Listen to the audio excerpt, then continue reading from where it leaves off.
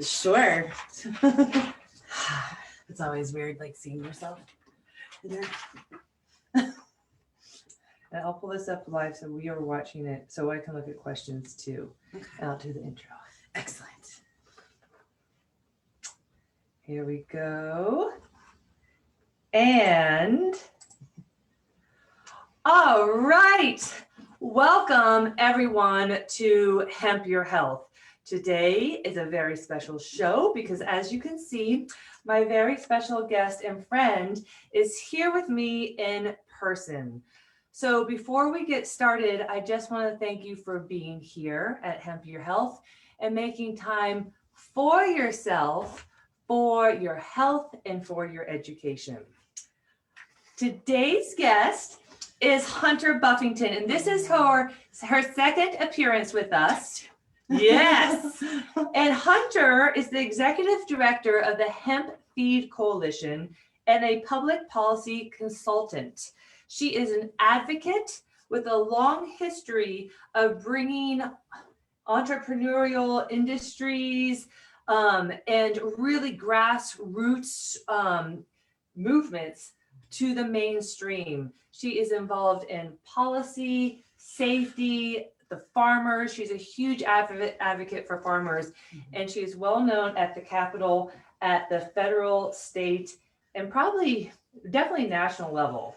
I mean, I think there's a certain point at which when you've been in the industry for as long as I have, there's some recognition that comes along with that. It takes some bravery to be an activist and to stand up for good public policy and good legislation.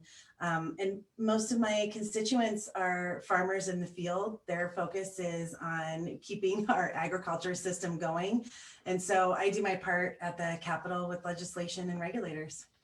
This is really important. We're going to dig in right now. We're going to do a quick review of what we talked about last time with you, yes, which was the history of hemp and what we did and did not do to bring us right now to the present. Yes, and I made a joke earlier with Christy that it was perfect that we were talking about the present since it's the holiday season, but I'll try to keep the cheese to a minimum. So we talked last time a lot about what policy and what the history of hemp as far as legislation and regulation in the United States, what has happened and how it brought us to the point that we are now. And we went through, all of the legal history. We went through when first hemp was not encouraged to be grown in the United States, how that was walked back for the war effort. We also spent some time talking about the interim final rules that came out from USDA, yes, and how that was going to lead us into the future.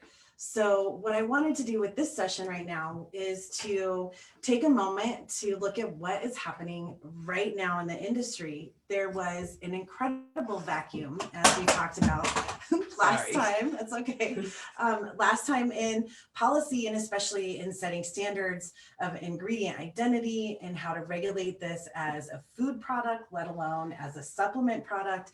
So we're going to talk about how we can start moving that dial.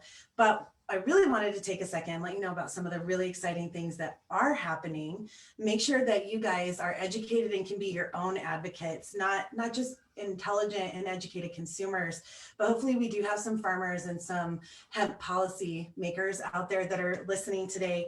And if not, what my hope is that by the end of today's call that you guys feel that you know enough, that you can add that to the passion that you have for this industry and have those conversations with your legislators and policymakers. The reality is that they have hundreds of thousands of paper that they're presented with every year that they're supposed to review and become experts using. But what I hear from legislators and policymakers all the time is that the most impactful, the most powerful information that they can get is directly from their constituents. They want to hear from you guys. So that's the goal for today, is to really arm you and then get you excited for our third installment, which is going to focus on state level activities and then give you an opportunity and ways to get engaged and get in there and start providing some direction for this industry and making it the industry that we want to love. This is so important because we talked about this the first time, if you like your hemp supplements If you want to keep this industry safe and transparent, this is where we have to begin. We have to build this safety, this transparency, and really contribute to keeping this industry out of the pharmaceutical industry, because that is where it's headed if we do not listen up and contribute to what Hunter is saying and understand this. Yeah. So starting at a global level, Oh, where are we at? So it's amazing to me because I pay attention to this stuff all the time. And instead of it being, there's a legislative session, so some things happen and then I get caught up. Rather, there's so much happening in this industry that from a week to week basis, things are happening quite rapidly. So I wanted to start at the global level, like really the macro look at the industry, and then we'll dive down into the state level politics. So the first thing that I wanted to share with you guys is that at the global level, there's a lot of organizations that are forming coalitions and working together to set standards of identity and really the ingredient information that we need for these products, both on the animal food side, on the food side, and then also on the supplement side. I'm quite proud when we look at the list of collaborators who have come together to get this work done. It's amazing. If only the rest of our governmental agencies could figure out how to collaborate in these ways, I think we'd have a much better outcome for so much of our policy. But so right now, the Canadian Hemp Trade Alliance, who works closely with the Hemp Coalition, is also working with the American Standards Testing and Materials Organization. So I'm gonna, of course, because it's policy and government, it's always a lot of acronyms, but I'll do my best to try and tell you who those acronyms are. So those two agencies have come together to discuss ingredient identification. So this is those standards of identity that are really important, that say it has this much protein, it's allowed this many contaminants, it has to be tested for these microbiological elements, nice. All of the parameters that go into telling us that it is in fact a safe food product that has a consistent, understandable identity. Everywhere you get this product, it should look the same. From animals to humans. Well, so animals and then humans. Okay. So standards of identity can say this is food grade for humans, and then everything else will be considered animal grade. But because hemp is so new and has no regulatory background, then we really have to start setting those standards for both animal and human, and then supplement for both animals and humans. So we've got a long ways to go, but the exciting thing is that this work is happening, and it is this amazing collaboration between CHTA, ASTM, and of course the Hemp Coalition is involved. We have no idea what those acronyms mean. So CHTA is the Canadian Hemp Trade Alliance, and then ASTM is the American Standards Testing and Materials Association, and then the Hemp Feed Coalition, which we're fortunate to be an international organization working on animal feed specifications for hemp. So that's exciting that those global standards are being set right now. In addition to that, there's been a lot of additional conversations with US Pharmacopoeia. They have a real focus on regulatory standards. So at the end of the day today, I do have some links that I'll share with Christy so she can drop that in. I want you guys to feel empowered. So there is not going to be an acronym test at the end of this, but please do visit some of these websites and get some more information. So when we start talking about what do these standards mean, it really begins to create not only international trade opportunities, because then the European market, the North American market, the Asian markets have an opportunity to talk about the same types of ingredient. They have the same standards, not only for nutrition and supplemental values, but then most importantly around contaminants, those microbiological elements, all the things that you as consumers should really want to see. And this is really important because hemp is a bioaccumulator, which means it accumulates what's in the soil. And as you know, a lot of our soil isn't thriving, healthy with nutrient density. It's toxic as heavy metals. There's mold and contaminants and herbicides and pesticides. So we want to make sure that people are not getting sick when they're supplementing or eating hemp or giving this to their animals. Mm-hmm. We've got to keep safety as one of the highest standards And there's lots of ways that people can get around this, Yes. and we do not want them to. That's why this is so important, and Hunter's work is so pivotal right now. Yeah. And especially those standards of identity, because this is where the import-export market would have an opportunity to be cohesive. You're not going to see, things coming in from outside the United States that have higher heavy metal concentrations that you're then going to see in your food. So that's a big goal, is to make sure that we're all using those health and safety standards. So that's a really good point. Were not in place before. And that's Right. what we really talked about at our last session. So let's say you're getting European hemp and it's allowed X amount more of heavy metals, but it's $10 cheaper. Right. Okay, so we need to have cohesiveness and alignment, whether it's Canada, Europe, Asia, China. Yes. If it's hemp and if it's sold in the US, it has a consistent standards of safety. Yes, Okay. and the goal is that not only in the US, but then North America, you can see that there's a really big partnership between the Hemp Coalition and the Canadian Hemp Trade Alliance. The goal there is to really put forth the North American hemp industry to solidify that and take us into the next decade, maybe even the next century of figuring out how we're going to use this industrial hemp product. So the other thing that's really exciting at the international level, and this is again another opportunity where I can be really excited and proud of the amount of cohesion that we're seeing from international agencies. I think it's refreshing in today's politics. So there has been a large coalition that's been working on the common position of industrial hemp sector, single convention and international drug control system. That was what does that mean? I know, right. So the best part is that if you search that on Google, there's only a few ways you can mess it up that won't return the right response. All right, say it one more time. So the goal is the common position of the industrial hemp sector, single convention, and the international drug control system. What that actually means is that this is a coalition that came together to address removing cannabidiol from the Controlled Substances Act globally. So this is a really, really big deal. This was led by the National Hemp Association.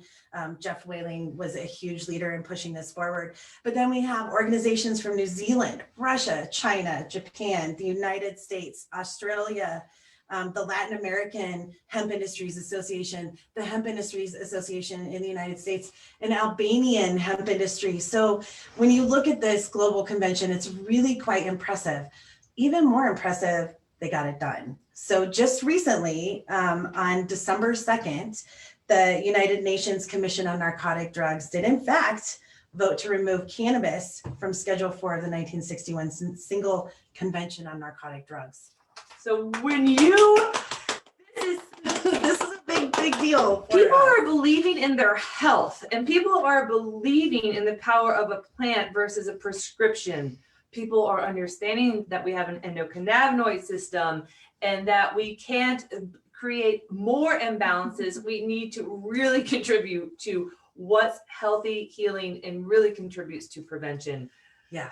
So this is huge. When you say cannabis, do you mean every single spectrum? Yeah, so that's a really great segue into what we need to do at the national level, because even though we're working on changing global laws, the actual regulation of this substance happens at the country and in the United States at the state level. So even as we're changing a lot of the policy, the regulation itself has not caught up. This is not new. This is, again, a lot of the things that we talked about in our last conversation. So really what it means is that cannabis and cannabis resin are no longer classified as the most harmful substances, and they're acknowledged as having medical benefits. With or without THC? So this is specifically to cannabidiol, even though it says cannabis. So cannabidiol also is long. CBD is short for cannabidiol. Right. Yes, more acronyms, but that one was not my fault. So this really highlights where we find ourselves right now, in that specifically around hemp then. specifically around hemp, but when we talk about cannabis and in the United States, because I know you guys probably heard about the MORE Act and passing through the House. So the big issue here is that even as we're talking about cannabis, even as we're updating the legislation and the policy to allow for this to be a food and a supplement, to be able to be consumer thinking and safety forward, we still don't have the regulation to back up the policy that we're making right now. So this is really, that's the snapshot of where the hemp industry is. And that's why we started with the history last time, because it's taken us 100 years or more to get to this very strange, confusing place in the policy and regulation of hemp. Yeah. So that being said, let's go ahead and talk about what's happening in the United States and in the MORE Act. So what is the MORE Act? Yes. So the MORE Act has actually gone through the House. So we're going to have a civics lesson. Chrissy and I talked about that a little bit because it's confusing and it's really easy to get excited and then find out weeks or months later when you're like, what happened to that bill that I was really looking forward to passing, and then find out that it went nowhere. So when we talk about the process of actually getting legal approval and changing laws in the United States, and this happened last year with the Safe Banking Act, which hopefully we'll have a new version of that come through the House. But here's our basic civics lesson, is that when a bill is introduced, it can be introduced either in the House or in the Senate. It has a sponsor from the House, and then it also will generally have a sponsor from the Senate. Those things should happen before the bill is introduced. Once the bill is introduced, and it has to be read 3 times, that's really not very exciting information. Only know that it has to be read 3 times. The good news is people are reading them. They're not just passing them. I guess that is true. At least it's being read to them at least 3 times. So then it goes into committee. The committee passes or fails it. Out of committee, then it goes to the floor. So if it's introduced on the House side and it passes committee, then the House passes it into the Senate. Then the Senate is going to have to put it into committee. If it passes out of committee, then it goes to the floor for a vote. It is not unusual for the House to be, I don't want to use the word liberal, but generally a little bit more aggressive in representing the needs of their constituents, as is the House's job. The Senate, on the other hand, is more of the kind of the overseers, the stiffness, if you will, in our civic system. So they take it very seriously that their job is to often quash things that they don't think can be legalized. And by legalized, I go right back to that regulatory environment. Just because we pass a policy and a law doesn't make it so. And it goes through a lot of different processes, specifically the congressional review. There's a lot of professionals who make it into law. So that being said, a long time coming. A long time coming. A lot has gone into this. We've gotten so far, and we are right here. Yeah, and now so many times I get to be the all right. So here we are. I think most everyone understands that our congressional system is a bit of a hot mess. I think it's fair. I think that's absolutely fair to say. Yeah. So even though the MORE Act, which actually puts forth marijuana opportunity reinvestment and expungement. So the MORE Act stands for Marijuana Opportunity Reinvestment and Expungement Act. Yep. So it was passed by the House on Friday, December 4th. And the bill would decriminalize marijuana, removing it from the list of Scheduled Controlled Substances Act. Sorry, guys. And it eliminates criminal penalties for individuals who manufacture, distribute, or possess marijuana. If you can just imagine what that would do for our criminal justice system in the United States, that would be an incredible opportunity to address some of the biggest inequities in our society. Can we pivot real quick? Yeah. Would that also help our farmers so that they don't have to be so strict around the 0.3% and all the complications that brings to their industry? No, but but we are going to talk about that when we get to USDA and FDA considerations. Okay. What this does do, though, is it does pave the pathway to remove that 0.5 criminality that's in the IFR. So that's the interim final rules that were recommended by USDA. This is a huge problem because we have a 0.3% THC threshold for a compliant product, but the IFR, basically written by the DEA for certain, this section stipulates that a 0.5% THC concentration can evoke criminal charges for the completely farmers. Inappropriate. So when they're going around and testing the flower on the farm, it's at that 0.5 that the farmer could be considered a criminal. Yeah, and to be frank, you guys, these drug charges, they're felonies. So all of the risk is on the farmers in the hemp industry. It's one of the things that I get most excited and upset about is that we really have placed the farmers at the crux of this industry. All of the risk is really laid at their feet. So this is one of the places where the passage of the MORE Act would really help to stipulate that there is no criminality associated with marijuana and would be a great way to make sure that we protect our farmers from these threshold considerations. It's so important that we pay attention right now because without farmers, we're not going to have a hemp industry. And that's a multi-industry statement for fiber, for hempcrete, for wood, for plastics, for medicine, for feed, etc. Yep. This is so important if we're moving forward safely. Yep, absolutely. So I'm going to take a moment right now and tell you guys that this is an opportunity for you to get engaged as well. You know, next time we're going to talk about real strategic engagement at the state level, but your representatives work for you, which means your senators work for you too. So follow up with them, make a phone call, tell them why this is important to you. And I will tell you that for those of you that say I'm not an activist, I'm just a consumer, or maybe you're the farmer out there who's watching with holding your breath, trying to make sure that we have regulation that you can function under. They want to hear from you. They don't really want to hear from lobbyists, but they will. So take a moment and get educated. If you want to reach out to Chrissy or myself, I'm happy to provide you with some bullet points, but they really do want to hear from their constituents. That is in fact their job. Yeah. So when we talk about, and you will all get access to Hunter at the end of the show. I'll put her contact information in the comments. Yes. So the one thing that I want to circle back, because I did just invite you to reach out to your senators. And this is the problem, is that depending on what happens with this Georgia runoff election, we may or may not have a gridlocked Senate. So your engagement is more critical than ever before, because if we just leave them alone, they're going to sit on each side of their aisle and not work for their people and not work to getting any compromises put in place. So the MORE Act is exciting, but it can go nowhere really fast. It did go to the Senate on December 10th. So it was introduced into the Senate. I don't believe it's been placed in committee yet.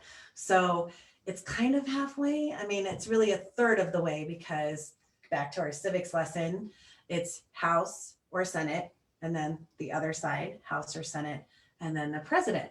And so before January 20th, I think we all know that there's a potential wild card with the Trump presidency as far as if he's willing to sign these into law. So there's a lot more information that we can talk about with the MORE Act and really how this is going to move us forward. But one of the things that I want you to share with your senators is that it's a funding opportunity for the United States.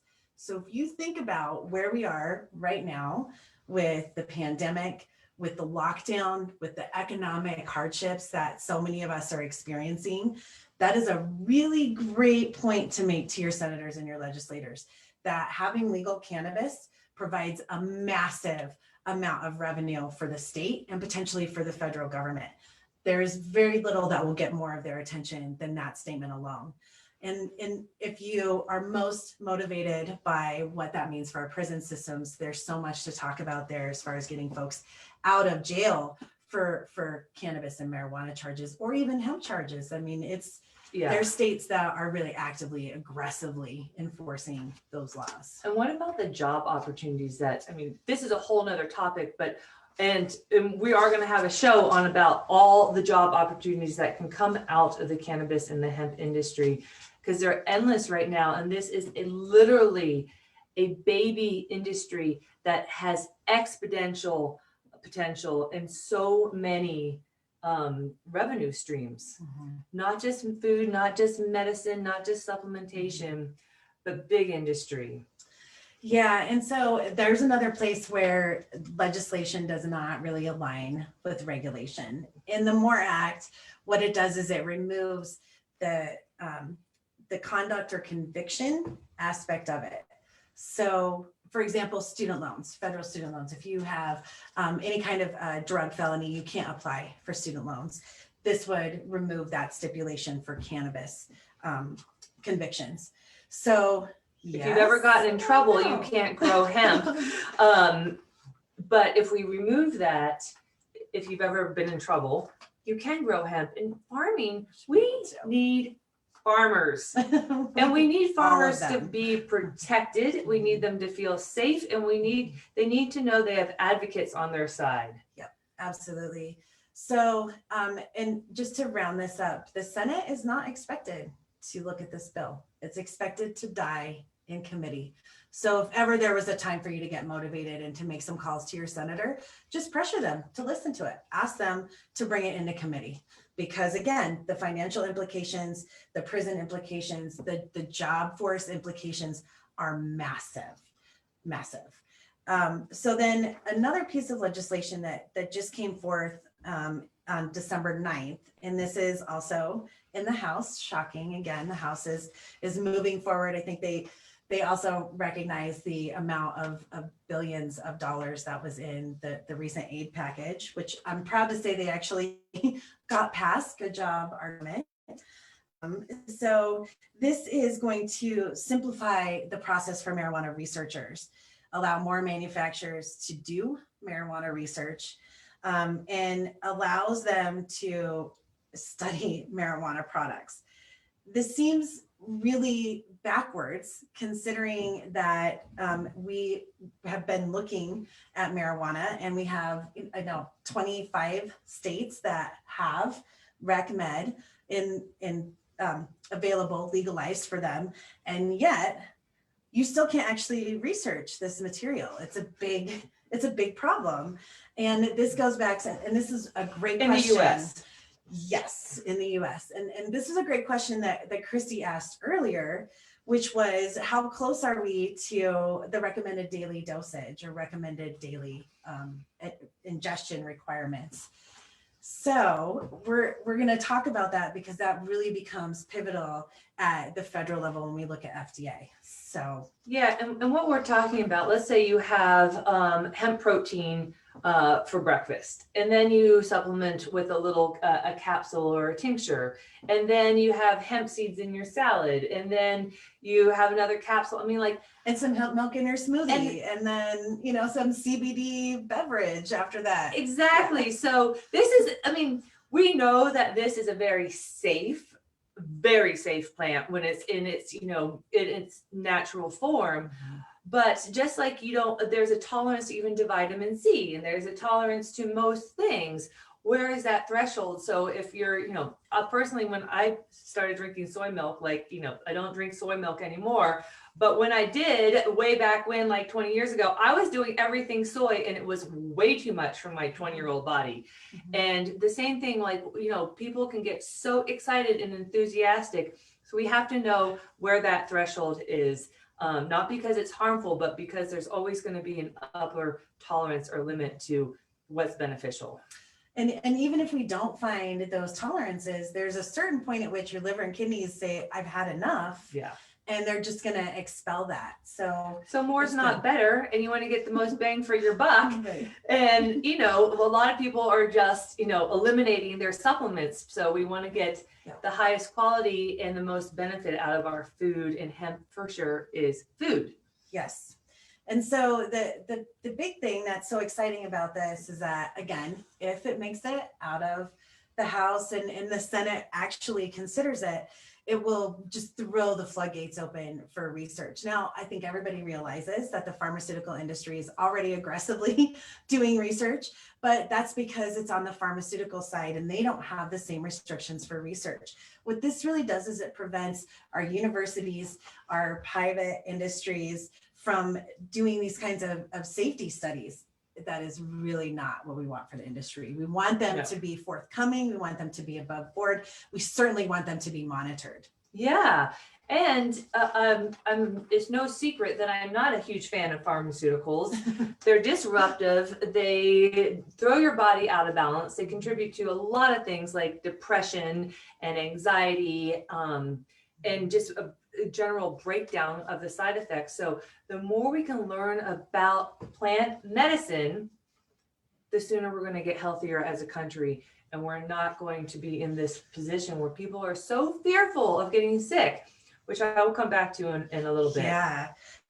So I have just a couple of more things to point out, and then we'll let Christy dive into that. So I wanted to take a pause really quick when we're talking about national standards, because I mentioned the US Pharmacopoeia, I mentioned CHTA and ASTM. We'll go back to those acronyms if you guys need as well. We do need. So CHTA is the Canadian Hemp Trade Alliance. They're working with ASTM, American Standards Trade Materials Association. And then we had that conglomerate that was working at the international level. We also in the United States have a couple other organizations that are working on creating those standards of identity that are doing great work, and I want to mention them, and also to encourage you to visit their websites for some more information or to get involved. The American Herbal Products Association, APA, they have been working in this space for decades. There is not a single organization, and when I think of dietary supplements, that comes to mind before APA. Then there's also the United Natural Products Association, UNPA. If nothing else, they're great fun to say. Those guys are really the leaders in the United States when it comes to looking at supplements and those standards of identity.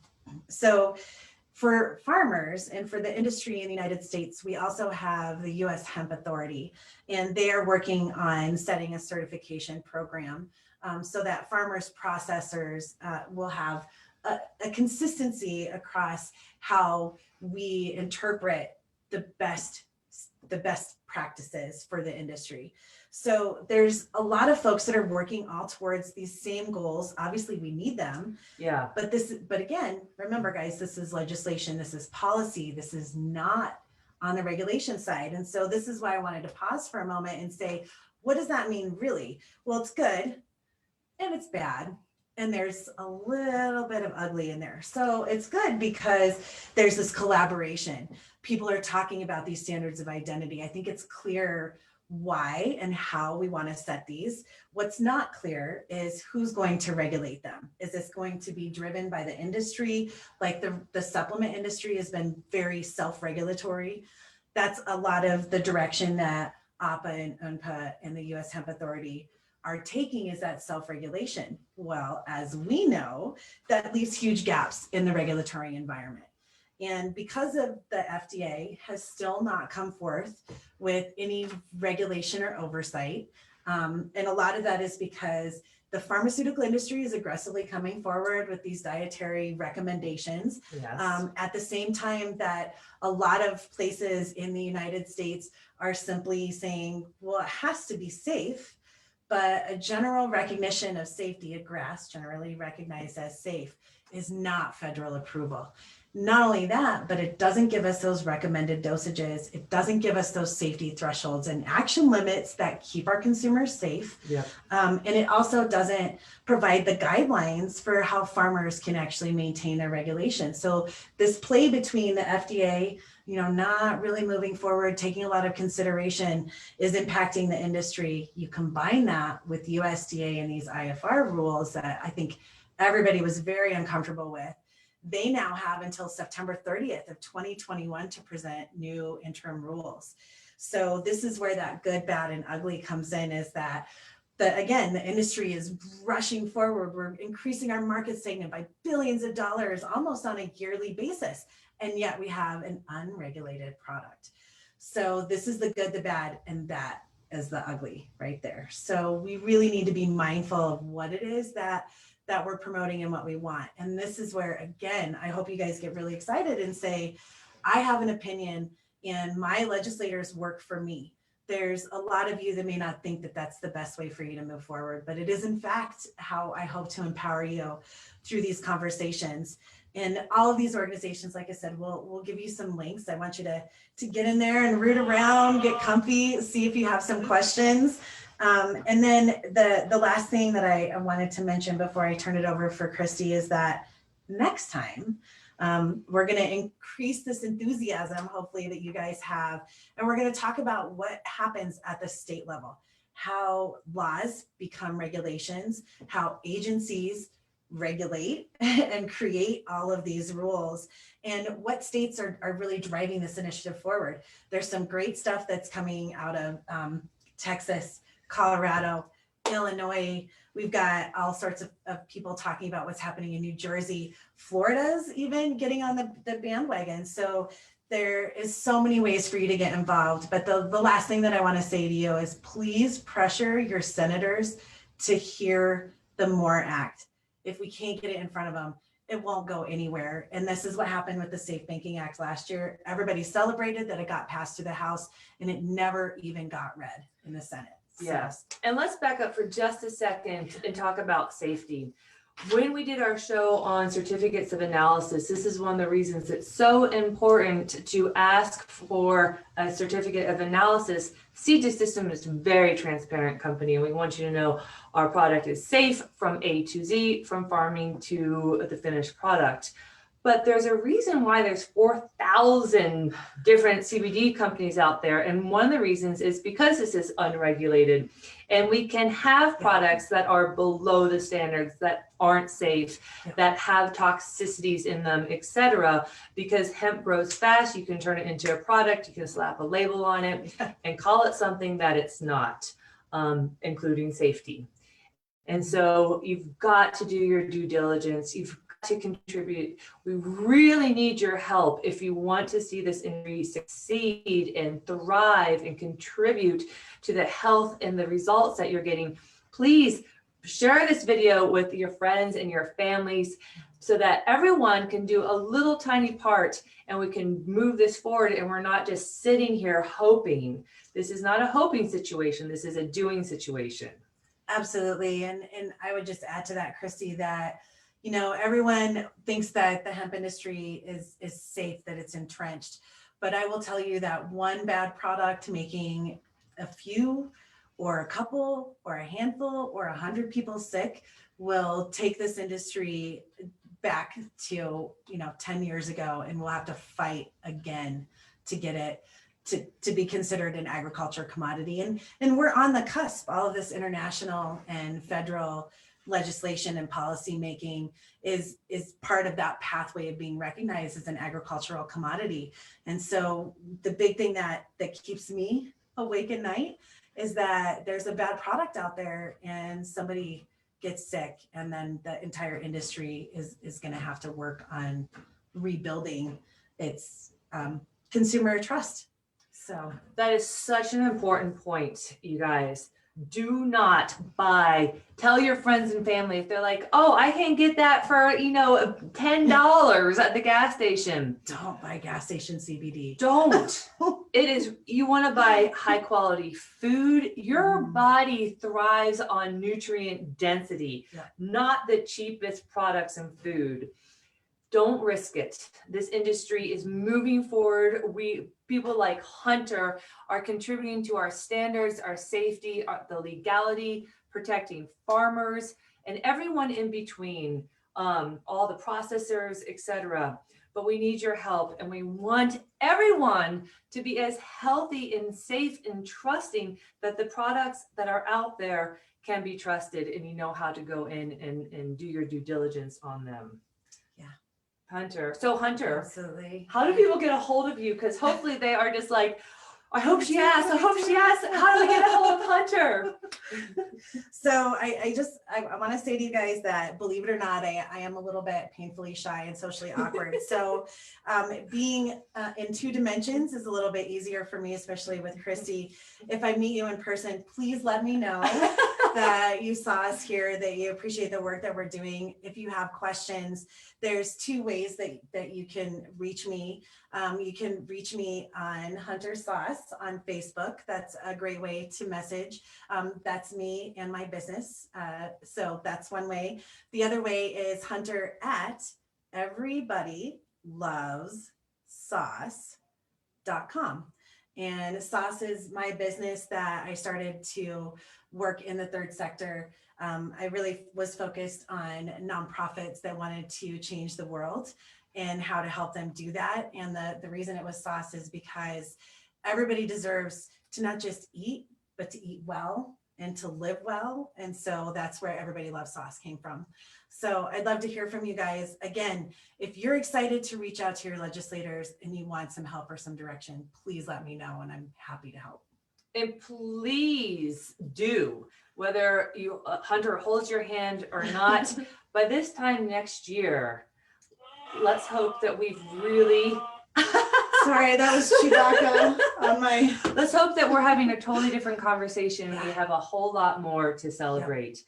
Yep. And with that, I really want to tell you guys, everyone that's listening, that from myself and the entire Seed to System team, we love you and we appreciate everything that you do to support us. And we want you to know that more than ever, right now, the health and integrity of your endocannabinoid system is so important because we have more stress. Whether you're considering or not considering getting this vaccination, your body needs to be the healthiest it's ever been. CBD is a known neuroprotectant. Vaccines go through your blood-brain barrier. It supports the signaling so that every single cell, organ, tissue, gland in your body is in dynamic balance and that you're not overwhelming it with something synthetic and foreign. So please be consistent with your CBD. Take it every day. Personally, for me, I take a capsule in the morning and 2 at night. So this is so important. We need to keep us all as a community, as individuals, as a country, healthy. You need to understand that a big part of your health starts with your endocannabinoid system, and the products and the foods and the lifestyle that you live makes a huge difference. So we love you. We are so grateful for you. Please continue to support Hemp Your Health. Follow us on LinkedIn and Twitter and Instagram. Hunter's coming back. We're going to have a part 3. We have so much to celebrate. We are so grateful for your how you contribute to this industry success. Yeah. Any closing words? I was just going to say that, I'm encouraging a lot of you guys to begin to get involved. And so the next session, we're going to take that deep dive into what the states are doing and really how to get engaged. I would love to hear from you guys, what state you're in. And if you actually have ever engaged with any legislators or state agencies, that will give me a great idea of how to arm you and make sure that you feel like you're ready.